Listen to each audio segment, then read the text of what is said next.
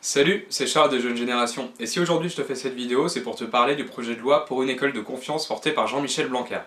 La communication autour de ce projet de loi est plutôt claire, mettre en avant deux mesures qui sont le dédoublement des classes de CP et CE1 en raison d'éducation prioritaire et la scolarisation obligatoire des 3 ans pour faire oublier finalement tout le reste. Deux mesures qui sont en réalité assez mineures, étant donné que 98% des enfants de 3 ans sont déjà scolarisés et que 3/4 des enfants défavorisés étudient en dehors de ces réseaux.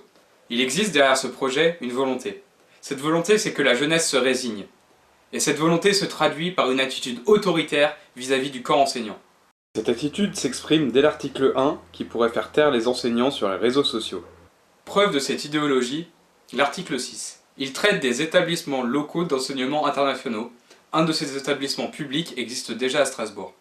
L'idée, c'est d'enseigner dès le début de la scolarité, et ce jusqu'au bac, de manière totalement bilingue, mais également avec des programmes de découverte et des programmes d'échange européens, tout ça pour forger une véritable citoyenneté européenne.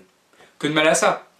Eh bien, la sélection des élèves. En effet, sont admis en priorité les enfants des membres des commissions, administrations, institutions et consulats des pays européens.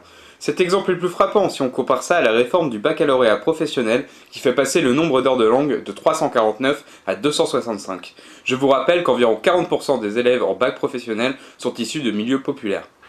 Cet article résume finalement assez bien la pensée qu'a Jean-Michel Blanquer. Si tu es bien né, tu auras le droit à la mobilité, au bilinguisme, à des projets ambitieux. Si ce n'est pas le cas, trouve-toi un taf où tu peux. C'est le marché économique qui doit te guider, pas tes aspirations.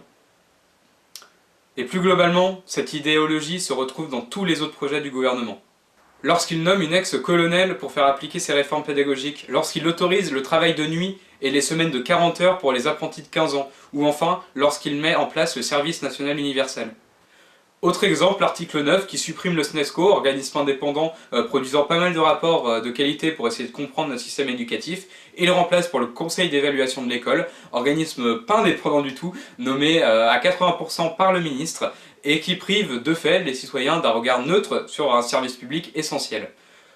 Pour conclure, la loi pour une école de confiance est une attaque assez grave et son porteur, Jean-Michel Blanquer, est malhonnête. Monsieur Blanquer, cessez de vous cacher derrière des discours en prétendant favoriser la réussite pour toutes et tous.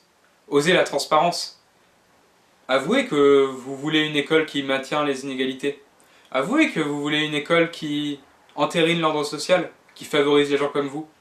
C'est un projet de société? Ainsi, nous ferons de la politique au sens noble du terme.